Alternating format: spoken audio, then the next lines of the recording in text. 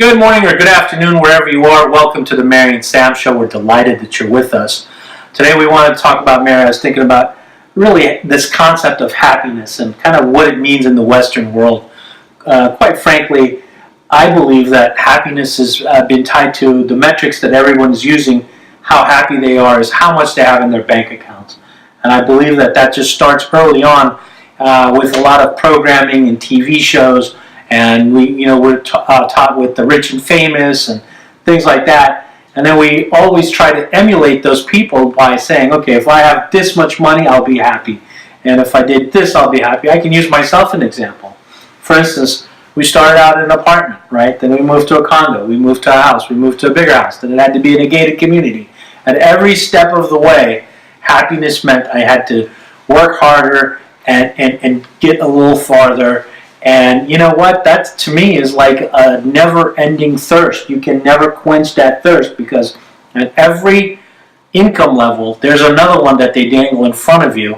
And that's what this consumer-driven society has been done, is to say, well, now you're here, but there's this other level for you. Let's see if you can reach that. And so I think that we need to change the metrics by we value ourselves and value our happiness. And maybe we can do it something with how much fun we have with our families. That, to me, is for me number one, right? And I would argue that that's probably a really good thing because you can control that. What do you say, Mary? I think happiness is a state of mind, and at every phase of our life, we crave different types of happiness. And for every individual, it varies. I think we all, as an individual, need to identify what truly, at the deep level, makes us happy. Because happiness could be for a short term, or happiness could be for a long term.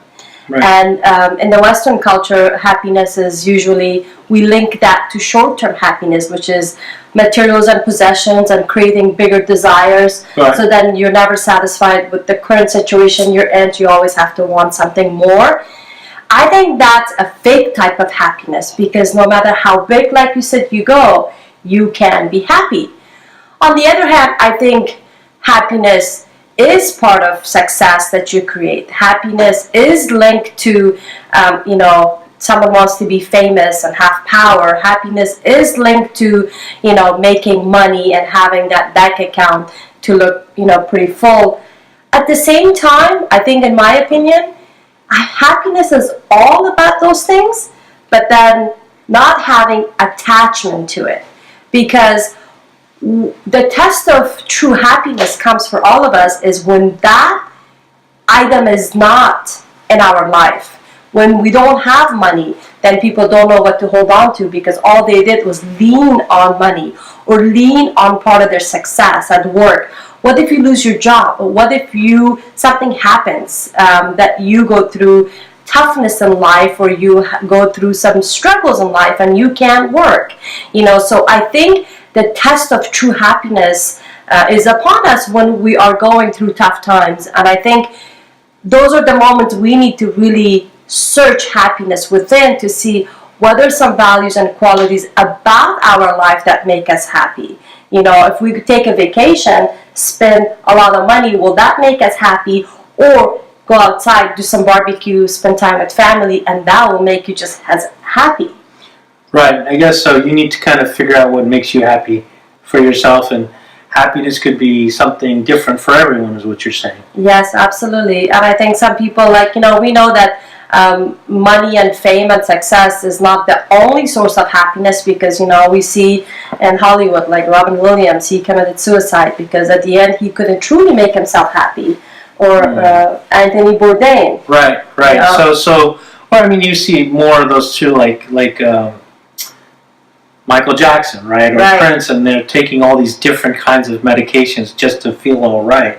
And they for the longest time I would think, wow, Michael Jackson's life would be so great, or Prince, or Anthony Bourdain for that matter, or Robin Williams. But it's not truly what you have, it's really how you feel about yourself and how whatever world you create for yourself. So right. I think you're right. And everyone's happiness is something different. Yeah, for me, it's more joy at every moment of my life and creating fulfillment no matter what. That's my definition of happiness. So how can people create that? I think you have to go search within, find out what truly makes you happy. What do you value about life? What do you value about yourself? How can you create that? I think there's a lot of searching, and you have to really do a lot of soul searching to really truly identify that.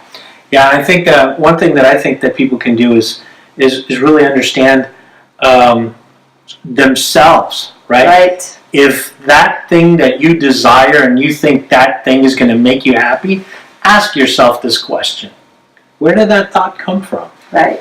Was it put in my head because I saw it on a magazine, on a TV show, or somebody that I look up to? I mean, where is that coming to? Who are you trying to be? And is that really what's going to make you happy? So with that, I think that's some good things they should think about.